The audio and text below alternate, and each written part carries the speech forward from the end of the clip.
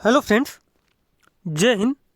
आज हम लोग रीड का प्रीवियस ईयर क्वेश्चन पेपर जो 23 जुलाई 2022 को हुआ था उसका सीडीपी वाला पार्ट कंप्लीट करेंगे, जिसमें से हम लोग सीडीपी का 30 मोस्ट इंपॉर्टेंट क्वेश्चन पढ़ेंगे जो आने वाले रीड एग्ज़ाम के लिए बेहद इंपॉर्टेंट है।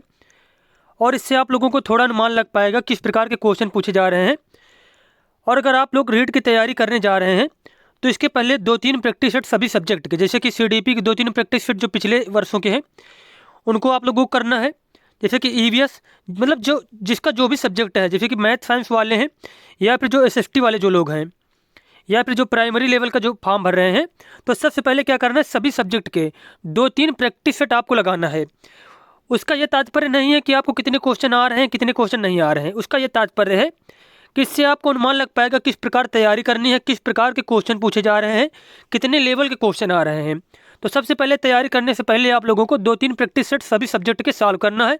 उसके बाद भी अपनी तैयारी अच्छे से करना है। तो चलिए देखते हैं यहाँ पे हमारा जो 23 जुलाई 2022 का हम लोग सीडीपी वाला पार्ट कंप्लीट करेंगे। और ये हमारा प्रथम लेवल का पेपर है, मतलब लेवल फर्स्ट का, और शिफ्ट हमारी प्रथम है। तो चलिए देखते हैं यहाँ पे पहला क्वेश्चन दिया गया है यहाँ पे। अब यहाँ पे जैसे कि क्वेश्चन दिया गया है, निम्नलिखित में से कौन सा या कौन से कथन असत्य दिए गए हैं। यहाँ पे हमें गलत कथन बताना है। यह समझना जरूरी नहीं है कि प्रत्येक बच्चा अद्वितीय होता है। तो ये ऑप्शन बिल्कुल गलत हो जाएगा, क्योंकि यह हमें समझना है कि प्रत्येक बच्चा अद्वितीय होता है।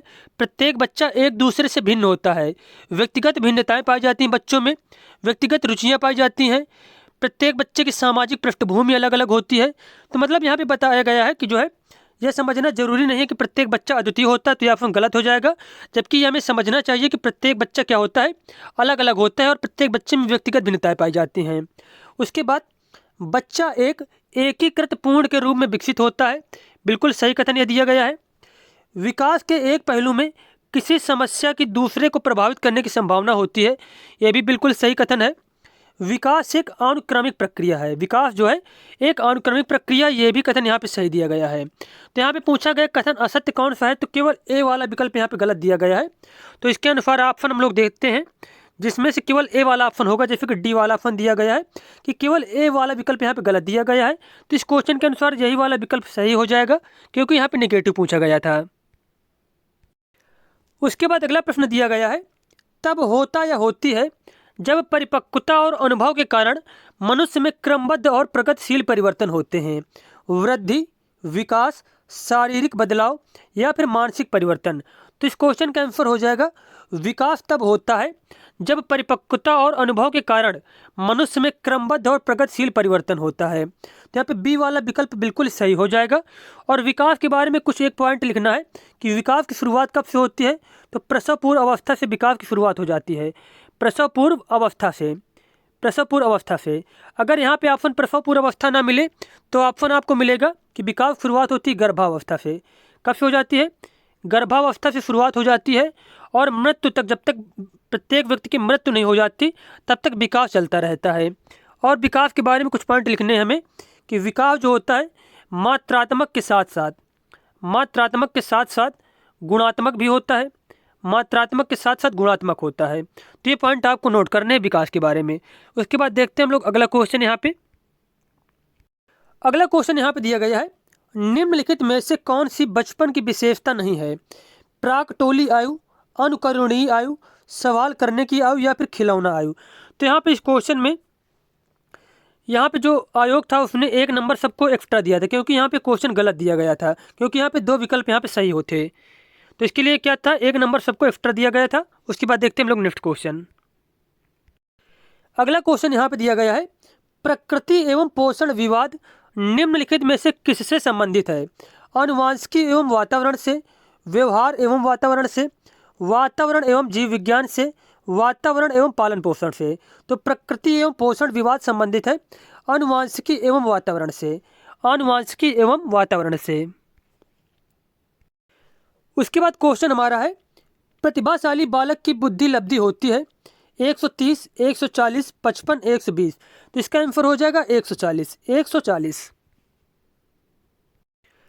अगला प्रश्न है यहाँ पे, स्कूलों को व्यक्तिगत भिन्नताओं का ध्यान रखना चाहिए क्योंकि प्रत्येक छात्र को विशिष्ट महसूस करवाने हेतु छात्रों के बीच के अंतर को कम करने हेतु छात्रों एवं छात्राओं की क्षमताओं और प्रदर्शन को नहीं जानने के लिए, समझने के लिए कि छात्र सीखने में समर्थ या असमर्थ क्यों हो रहे हैं। तो व्यक्तिगत भिन्नताओं का ध्यान इसलिए रखना जाना चाहिए कि प्रत्येक व्यक्ति के जो है यह समझा जा सके कि सीखने में कहाँ पे कमी आ रही है और किस प्रकार उसका उपचार किया जाए। तो इसका आंसर हो जाएगा समझने के लिए छात्र सीखने में समर्थ या असमर्थ क्यों हो रहे हैं, इसलिए हमें व्यक्तिगत भिन्नताओं को ध्यान में रखना चाहिए। तो यहाँ पे हमारा डी वाला ऑप्शन बिल्कुल ही सही हो जाएगा। अगला क्वेश्चन यहाँ पे दिया गया है, 16 वर्ष से आयु का बच्चा बुद्धि लब्धि परीक्षण में 75 अंक प्राप्त करता है, उसकी मानसिक आयु क्या होगी। तो फार्मूला जो होता है बुद्धि लब्धि बराबर फार्मूला होता है बुद्धि लब्धि इक्वल टू होता है मानसिक आयु बटे वास्तविक आयु इंटू 100, वास्तविक आयु इंटू 100, ये हमारा बुद्धि लब्धि का फार्मूला होता है। तो इसी सूत्र के अनुसार से हम लोग ये क्वेश्चन सॉल्व करेंगे। अब जैसे कि बुद्धि लब्धि बराबर दिया गया 75 दिया गया है, उसके बाद मानसिक आयु पूछा गया इसमें से, तो मानसिक आयु की जगह पे हम लोग मानसिक आयु लिख लेते हैं, ठीक है। उसके बाद 16 वर्ष आयु का बच्चा है, तो यहाँ पे 16 से डिवाइड करेंगे क्योंकि वास्तविक आयु से डिवाइड करते हैं, इंटू 100 करते हैं। तो यहाँ पे 4 से डिवाइड करेंगे 4 को 16 और यहाँ पे 25 बार में 100 डिवाइड हो जाएगा। अब 25 हम लोग यहाँ पे 75 को डिवाइड कर देंगे, 25 या 75, उसके बाद इसका मल्टीप्लाई कर देंगे, तो इसका आंसर आ जाएगा 12। कितना आ जाएगा? 12 आ जाएगा। तो इसके अनुसार जिस ऑप्शन में 12 है वही सही हो जाएगा कि उसकी मानसिक आयु कितनी होगी? 12 वर्ष होगी। अगला प्रश्न यहाँ पे दिया गया है, प्रत्येक व्यक्ति का कार्य निश्चित योग्यताओं का प्रतिबिंब होता है, किसी विशेष कार्य को करने में व्यक्ति अपनी समस्त मानसिक योग्यताओं में से कुछ को प्रतिदर्श के रूप में चुनाव कर लेता है। यह सिद्धांत किसने दिया था? थॉर्नडाइक ने, थर्स्टन ने, गिलफोर्ड ने या फिर थॉमसन ने? तो इसका आंसर हो जाएगा थर्स्टन ने। किसने दिया था? थर्स्टन ने। अगला प्रश्न दिया गया है, निम्न में से कौन सी व्यक्तित्व मापन की प्रक्षेपी विधि है? निर्धारण मापनी, अवलोकन, साक्षात्कार, कथानक संप्रत्यक्षण परीक्षण। तो व्यक्तित्व मापन की यहाँ पे प्रक्षेपी विधि कौन सी है? कथानक संप्रत्यक्षण परीक्षण। कथानक संप्रत्यक्षण परीक्षण। उसके बाद हम बात करें, अगर अगला क्वेश्चन हमारा है कि सृजनात्मकता मुख्यतः किससे संबंधित है? अति सक्रियता से, कम बोधगम्यता से, अभिसारी चिंतन से, अपसारी चिंतन से। तो सृजनात्मकता संबंधित होती है अपसारी चिंतन से। किससे संबंधित होती है? अपसारी चिंतन से संबंधित होती है। अगला प्रश्न यहाँ पे दिया गया है, निम्नलिखित में से कौन सी स्थिति समायोजन को बढ़ावा देती है? तीव्र चिंता, अपराध बोध के बारे में जुनूनी सोच, बीमारी का डर, विक्षिप्त भय और चिंता से मुक्ति। तो इसका आंसर हो जाएगा विक्षिप्त भय और चिंता से मुक्ति। अगला क्वेश्चन यहाँ पे दिया गया है, प्रतिभाशाली बालक के लक्षण क्या हैं? अभिव्यक्ति में नम्रता, जिज्ञासा, वार्तालाप प्रियता या फिर अति सक्रियता। तो यहाँ पे जो ऑप्शन दिए गए इसके अनुसार जो प्रतिभाशाली बालक के लक्षण हो जाएंगे, अभिव्यक्ति में नम्रता मतलब जो है बहुत सरल स्वभाव होना, और जिज्ञासा, चीज़ों को जिज्ञासु होना, चीज़ों को जानना। तो यहाँ पे पहला विकल्प और दूसरा विकल्प सही दिया गया है, तो इसके अनुसार ऑप्शन यहाँ पे दिए गए हैं। तो यहाँ पे जैसे कि बी वाला ऑप्शन दिया गया पहला दूसरा, तो यही वाला ऑप्शन यहाँ पे सही हो जाएगा, फर्स्ट और सेकंड। अगला प्रश्न यहाँ पे दिया गया है, बुद्धि लब्धि के लिए निम्नलिखित फार्मूला किसने दिया था? बुद्धि लब्धि बराबर मानसिक आयु बटे कालानुक्रमिक आयु इंटू 100। तो यह फार्मूला दिया गया था विलियम स्टर्न के द्वारा। कहीं कहीं पे टर्मन मिला है, तो दोनों ऑप्शन यहाँ पे इसमें से सही माने गए थे। लेकिन अगर आपको अगर आपकी जैसे क्वेश्चन में मिले और टर्मन नहीं है, तो हमें विलियम स्टर्न ही ऑप्शन में जो है सही करना है। अगला प्रश्न यहाँ पे दिया गया है, रवि का बुद्धि परीक्षण इंगित करता है कि वह औसत से लेकर औसत से अधिक बुद्धिमत्ता की श्रेणी में आता है। हालांकि पढ़ने, वर्तनी, सामाजिक विज्ञान और विज्ञान में उसके ग्रेड बहुत कम हैं, उसके गणित के ग्रेड काफ़ी अधिक हैं। रवि लेखन कौशल में अच्छा है। रवि में अधिक संभावना किसकी है? डिसकैलकुलिया की, गणित से संबंधित विकार उसको है, डिसग्राफिया लेखन से संबंधित विकार है, डिसलेक्सिया है पढ़ने से संबंधित विकार है, या फिर डिस्फेजिया उसको बोलने से संबंधित विकार है। तो इसका आंसर हो जाएगा पढ़ने, वर्तनी और सामाजिक विज्ञान और विज्ञान में उसके ग्रेड बहुत कम है। तो उसको क्या दिक्कत? पढ़ने में और वर्तनी में जैसे कि दिक्कत होती है, तो इसका आंसर हो जाएगा डिसलेक्सिया, उसको क्या है, पढ़ने से संबंधित विकार है। तो यहाँ पे सी वाला ऑप्शन बिल्कुल सही हो जाएगा। और यहाँ पे जैसे कि जो ऑप्शन दिए गए हैं, डिसकैलकुलिया का मतलब क्या होता है, गणित से संबंधित विकार, डिसग्राफिया लेखन से संबंधित विकार, डिसलेक्सिया पठन से संबंधित विकार, और डिस्फेजिया बोलने से संबंधित विकार होता है। तो चारों ऑप्शन आपको याद रखने हैं। अगला क्वेश्चन यहाँ पे दिया गया है, सीखना व्यवहार में उत्तरोत्तर सामंजस्य की एक प्रक्रिया है, यह कथन किस शिक्षा विधि के द्वारा दिया गया? स्किनर, वुडवर्थ, क्रो, गेट्स व अन्य। तो इसका आंसर हो जाएगा स्किनर के द्वारा। किसके द्वारा? स्किनर के द्वारा। अगला प्रश्न यहाँ पे दिया गया है, कक्षा 2 की छात्रा सृष्टि को अध्यापिका ने मूल गणित विषय के सवाल करवाए। अगले दिन उसने बाजार में सामान खरीदने के उपरांत दुकानदार द्वारा की गई योग की गलती को चिन्हित करके सही करवाया। यह अधिगम कौन सा प्रकार है? नकारात्मक स्थानांतरण है, सकारात्मक स्थानांतरण, द्विपक्षीय स्थानांतरण, या फिर शून्य स्थानांतरण? तो इस क्वेश्चन का आंसर हो जाएगा सकारात्मक स्थानांतरण। जब एक चीज़ जब दूसरी चीज़ में कोई हेल्प करती है, जैसे कि अध्यापक ने उसे गणित विषय के सवाल करवाए थे और उसके बाद जब दुकानदार ने गलती की योग की, तो क्या किया उसने, जो है जो छात्रा सृष्टि थी उसकी क्या की, मतलब उसको बताया कि ये आपने गलती की, यहाँ पे इसको सही करवाया उसको गलती को। तो एक पक्ष जो था दूसरे में हेल्प कर रहा है, तो यहाँ पे हो जाएगा सकारात्मक स्थानांतरण। क्या हो जाएगा? सकारात्मक स्थानांतरण। और वहीं अगर कोई चीज़, एक चीज़ जब दूसरे पर निगेटिव प्रभाव डालती है, उसको कमज़ोर करती है, तो वहाँ पर नकारात्मक स्थानांतरण होता है। तो इस क्वेश्चन का आंसर हो जाएगा सकारात्मक स्थानांतरण। उसके बाद हमारा क्वेश्चन है, एक व्यक्ति में एक समय पर दो विपरीत इच्छाओं का होना क्या कहलाता है? द्वंद्व कहलाता है, कुंठा, चिंता, या फिर दबाव? तो इसका आंसर हो जाएगा द्वंद्व। क्या कहते हैं इसको? द्वंद्व कहते हैं। उसके बाद क्वेश्चन यहाँ पे पूछा गया है, निम्न में से किस सिद्धांत को पुनर्बलन का सिद्धांत भी कहते हैं? क्रिया प्रसूत अनुबंधन सिद्धांत, उद्दीपक अनुक्रिया सिद्धांत, शास्त्रीय अनुबंधन सिद्धांत, या फिर अंतर्दृष्टि का सिद्धांत? तो इस क्वेश्चन का आंसर हो जाएगा कि पुनर्बलन का सिद्धांत कहा जाता है क्रिया प्रसूत अनुबंधन के सिद्धांत को। और ये किसने दिया था? स्किनर ने। किसने दिया था? स्किनर ने। और एक पॉइंट और नोट कर लीजिए, इसे कहते हैं नैमित्तिक अनुबंधन का सिद्धांत कहते हैं इसको। नैमित्तिक अनुबंधन का सिद्धांत भी इसको कहा जाता है, अनुबंधन का सिद्धांत। और उसके बाद एक पॉइंट और नोट कर लीजिए, इसको ही RF थ्योरी कहते हैं। RF थ्योरी के नाम से भी इसको जाना जाता है, RF थ्योरी के नाम से। और किसके द्वारा दिया गया था? स्किनर के द्वारा। अब बात की जाए यहाँ पे जैसे कि उद्दीपक अनुक्रिया का सिद्धांत या फिर SR थ्योरी इसको ही कहा जाता है। इसको संयोजनवाद का सिद्धांत कहते हैं, संयोजनवाद का सिद्धांत।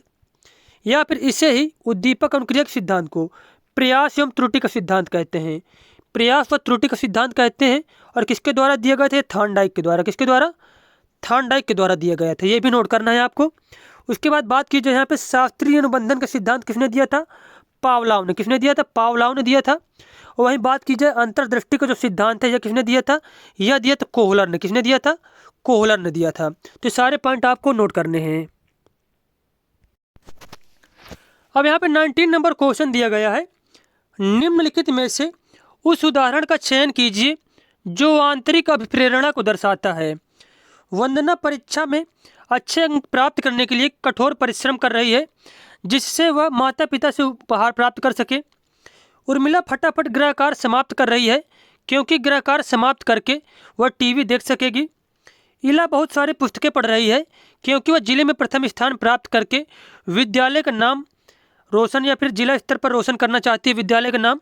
उसके बाद है, मेघा अपने परियोजना कार्य के लिए विभिन्न स्रोत तलाश रही है, क्योंकि वह नई जानकारी प्राप्त करने में रुचि रखती है। तो यहाँ पे पूछा गया कि आंतरिक अभिप्रेरणा को कौन सा जो है ऑप्शन दर्शाता है। तो यहाँ पे डी वाला विकल्प बिल्कुल सही हो जाएगा कि मेघा अपने परियोजना कार्य के लिए विभिन्न स्रोत तलाश रही है, क्योंकि वह नई जानकारी प्राप्त करने में रुचि रखती है। तो बात की जाए आंतरिक अभिप्रेरणा और बाहरी अभिप्रेरणा की, तो जब कोई कार्य किसी को दिखावा करने के लिए, किसी प्रतियोगिता करने के लिए, पुरस्कार प्राप्त करने के लिए, अच्छे ग्रेड प्राप्त करने के लिए, अंक प्राप्त करने के लिए जब कोई कार्य किया जाता है, तो वह संबंधित होता है बाहरी अभिप्रेरणा से। और बात की जाए यहाँ पे आंतरिक अभिप्रेरणा की, तो आंतरिक अभिप्रेरणा में जब कोई कार्य अपनी रुचि के लिए, अपनी खुशी के लिए, अपनी आत्मसंतुष्टि के लिए जब कोई कार्य करता है, तो उसे कहते हैं आंतरिक अभिप्रेरणा। तो यहाँ पे डी वाला विकल्प बिल्कुल ही सही हो जाएगा। देखते हैं नेक्स्ट क्वेश्चन। अब यहाँ पे अगला क्वेश्चन दिया गया है, निम्न में से किसने अधिगम सिद्धांत का प्रतिपादन नहीं किया है? थॉर्नडाइक ने, स्किनर ने, कोहलर ने, बी एस ब्लूम ने। तो इसका आंसर हो जाएगा बी एस ब्लूम ने अधिगम के सिद्धांत नहीं दिए गए हैं इनके द्वारा। अगला क्वेश्चन यहाँ पे दिया गया है, बार बार बच्चों को सजा से बचने या इनाम पाने के लिए सीखने की गतिविधियों में संलग्न होने के लिए कहना क्या दर्शाता है? उनकी बाहरी प्रेरणा को कम करता है, उनकी आंतरिक प्रेरणा को बढ़ाता है, बच्चों को लक्ष्य प्रदर्शन की बजाय महारत हासिल करने के प्रति ध्यान केंद्रित करने के लिए प्रोत्साहित करता है, या फिर बच्चों की प्राकृतिक रुचि और सीखने में शामिल होने की जिज्ञासा को कम करता है। तो इस क्वेश्चन का आंसर हो जाएगा कि बच्चों को बार बार सजा से बचने या फिर इनाम पाने के लिए सीखने की गतिविधियों में संलग्न अगर किया जा रहा है तो उनकी जो होती है प्राकृतिक रुचि और सीखने में शामिल होने की जिज्ञासा जो होती है वो खत्म हो जाती है। तो यहाँ पर डी वाला ऑप्शन जो है बिल्कुल ही सही दिया गया है। अगला क्वेश्चन यहाँ पे है, आरटीई अधिनियम 2009 के अनुसार शिक्षकों के लिए प्रति सप्ताह काम के निर्धारित घंटे कितने हैं? 40 घंटे, 42 घंटे, 45 घंटे या फिर 48 घंटे? तो इसका आंसर हो जाएगा 45 घंटे। कितने घंटे? 45 घंटे।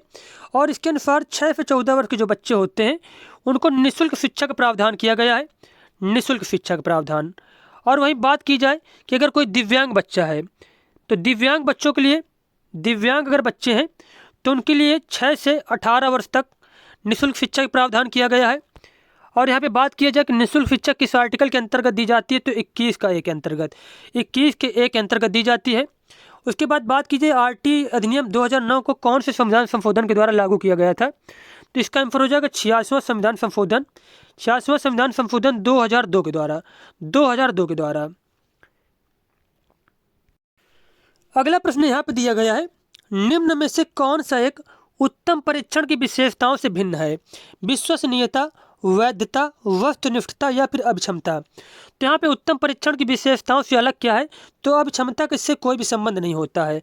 जबकि उत्तम परीक्षण के लिए विश्वसनीयता का होना जरूरी है, वैधता का और वस्तुनिष्ठता का होना जरूरी है, जबकि अभिक्षमता का इससे कोई भी तात्पर्य नहीं है। तो इस क्वेश्चन के अनुसार यही सही हो जाएगा, क्योंकि यहाँ पे पूछा गया अलग क्या है। अगला क्वेश्चन यहाँ पे दिया गया है, शिक्षार्थी केंद्रित पाठ्यक्रम में निम्नलिखित में से कौन सबसे महत्वपूर्ण है? अध्यापक, बच्चा, विषय वस्तु या फिर वातावरण? तो इसका आंसर हो जाएगा वातावरण, वातावरण। नेक्स्ट क्वेश्चन यहाँ पे दिया गया है, एक चिंतनशील शिक्षक, एक चिंतनशील शिक्षक कक्षा में ऐसी परिस्थिति उत्पन्न करता है कि छात्र व्याख्यान सुन सके, कक्षा में शिक्षक के व्याख्यान के नोट्स ले सके, कक्षा में अनुशासन बनाए रखें, छात्रों और शिक्षक में पारस्परिक अंतःक्रिया को प्रोत्साहन मिले। तो एक चिंतनशील जो शिक्षक होगा वो कक्षा में ऐसी परिस्थिति उत्पन्न करेगा कि छात्रों और शिक्षक में पारस्परिक अंतःक्रिया को प्रोत्साहन मिल सके। तो यहाँ पर डी वाला विकल्प बिल्कुल ही हमारा सही हो जाएगा। अगला क्वेश्चन यहाँ पे दिया गया है, क्रियात्मक अनुसंधान का अर्थ है। क्रियात्मक अनुसंधान का क्या अर्थ है? एक अनुदैर्ध्य अनुसंधान, एक अनुप्रयुक्त अनुसंधान, एक शोध जिससे तत्काल समस्या को हल किया जा सके, सामाजिक आर्थिक उद्देश्य के साथ एक शोध। तो इसका आंसर हो जाएगा क्रियात्मक अनुसंधान से तात्पर्य है एक शोध जिससे तत्काल समस्या को हल किया जा सके। तो यहाँ पे सी वाला विकल्प बिल्कुल ही करेक्ट दिया गया है। अगला क्वेश्चन यहाँ पे दिया गया है, एनसीएफ 2005 के अनुसार एक शिक्षक की भूमिका होनी चाहिए अनुमोदक की, सुविधादाता की, आधिकारिक की या फिर तानाशाह की? तो एनसीएफ 2005 के अनुसार एक शिक्षक की भूमिका होनी चाहिए सुविधादाता की, सुविधादाता की। अगला प्रश्न यहाँ पर दिया गया है, मूल्यांकन का उद्देश्य क्या होता है? बच्चों को मंद शिक्षार्थी और प्रतिभाशाली बच्चों के रूप में अंकित करने के लिए, उन बच्चों की पहचान करने के लिए जिन्हें उपचारी उपाय की आवश्यकता है, सीखने की कठिनाइयों और समस्या क्षेत्रों का निदान करने के लिए, उस सीमा तक प्रतिपुष्टि प्रदान करना जहां तक हम उत्पादनशील जीवन के लिए शिक्षा प्रदान करने में सफल हो रहे हैं। तो मूल्यांकन का उद्देश्य होता है उस सीमा तक प्रतिपुष्टि प्रदान करना जहां तक हम उत्पादनशील जीवन के लिए शिक्षा प्रदान करने में सफल रहे हैं। तो यहाँ पे डी वाला ऑप्शन हमारा बिल्कुल ही सही हो जाएगा। अब यहाँ पे जैसे कि हमारा अगला क्वेश्चन दिया गया है, यहाँ पे विकास सिद्धांत दिए गए हैं और सिद्धांत का वर्णन दिया गया। कौन से सिद्धांत के अनुसार कौन सी चीज़ होती है, जैसे कि समीप दूराभिमुख सिद्धांत। तो समीप दूराभिमुख सिद्धांत यह बताता है कि विकास जो होता है वह केंद्र से बाहर की ओर होता है, केंद्र से परिधि की ओर होता है। तो इसके अनुसार यहाँ पे ऑप्शन का जो पहले का यहाँ पे डी वाला विकल्प सही हो जाएगा कि शरीर के केंद्र से बाहर की ओर वृद्धि होती है। उसके बाद दूसरा सिर पदाभिमुख। तो सिर पदाभिमुख से यह तात्पर्य होता है कि जो विकास होता है सिर से पैर की ओर होता है, सिर के पैर की ओर होता है। तो दूसरा का ए से हम लोग मैच कर देंगे। उसके बाद है अंतर्वैयक्तिक भिन्नताएं। अंतर्वैयक्तिक भिन्नताओं से तात्पर्य होता है विभिन्न बच्चे भिन्न भिन्न दर से बढ़ते हैं। और अंतरावैयक्तिक भिन्नताओं से तात्पर्य यह है कि किसी एक बच्चे में विकास की दर विकास के एक क्षेत्र की अपेक्षा दूसरे से भिन्न हो सकती है। तो फोर्थ का सी वाला यहाँ से मैच कर देंगे। तो इसका आंसर हो जाएगा DABC। तो यहाँ पे जो ऑप्शन दिए गए हैं उसके अनुसार हमारा ऑप्शन सही हो जाएगा DABC वाला। तो यहाँ पे जो हमारा ए वाला ऑप्शन है DABC वाला विकल्प हमारे यहाँ पे सही हो जाएगा। उसके बाद हमारा 30 नंबर और लास्ट क्वेश्चन दिया गया है, विकास से की ओर बढ़ता है, सामान्य से विशिष्ट की ओर, जटिल से कठिन की ओर, विशिष्ट से सामान्य की ओर, या फिर साधारण से आसान की ओर। तो इस क्वेश्चन का आंसर हो जाएगा विकास जो है सामान्य से विशिष्ट की ओर बढ़ता है। तो यहाँ पे ए वाला विकल्प हमारा बिल्कुल सही हो जाएगा। तो ये हमारे सारे 30 क्वेश्चन कंप्लीट हो गए। मिलते हैं नेक्स्ट वीडियो में। धन्यवाद।